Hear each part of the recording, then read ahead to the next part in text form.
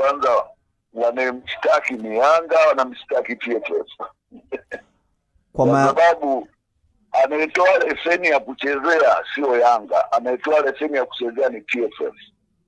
Hata mchezaji kama sio halali, lakini akipewa leseni na shirikisho husika linaosimamia mpira wa miguu, mchezaji anapotumika sio kosa la klabu. Kama itabainika kwamba ni kosa, basi ni kosa la waendeshaji wa mpira, sio kosa la klabu. Kwa sababu klabu na request, TFF wanamruhusu na wanatoa leseni. Ili mchezaji aonekane halali, lazima uwe na leseni ya mchezaji. Kwa hiyo kuna dodoso mle ndani ambao zinatolewa, zinawekwa mle ndani, ambao zinajazwa. Unapoingia kwenye TMS, unajaza zile dodoso, akiridhika TFF anakupa leseni. Kwa hiyo TFF aliridhika na ndio maana akatoa leseni. Kwa anayetakia kuulizwa ni TFF. Na uwezi kuyaathiri Yanga. Yanga hawezi kuathirika chochote kwa sababu yeye aliomba na kapea leseni. Lakini hiyo moja. Lakini mbili, huyu mchezaji alicheza wakati Simba anacheza na Singida Black Star. Na alionekana na alicheza, lakini hawakulalamika. Hizi ni siasa za Simba na Yanga. Na nyingine mimi naona ni aibu kwa klabu yetu kufikiria baadhi ya pointi za mezani. Waache hofu, wacheze ligi.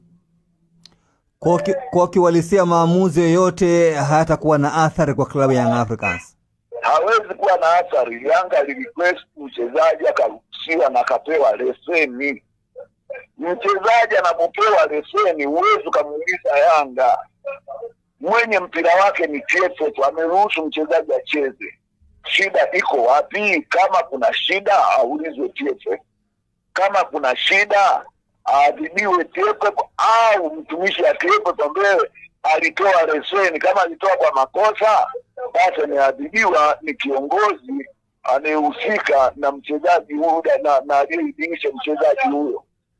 Kwa hiyo hizi mimi naamini ni siasa za Simba na Yanga. Simba na Yanga wana siasa zao. Kwa na radio mchezaji Damaro amepewa leseni, amepewa Yanga na TFF. Ukishapewa leseni kwa mujibu wa taratibu za mpira, unaruhusiwa kucheza. Na kama mchezaji alicheza kwa makosa, hawezi kuulizwa Yanga, na ulizwa TFF ambaye alitoa leseni za kumuindozi mchezaji acheze. Kama mimi nimerequest TFF mchezaji unataka kumsajili, TFF ndio anaangalia vigezo kwamba hivi vigezo anatoa leseni, na TFF walitoa leseni kwa Damaro.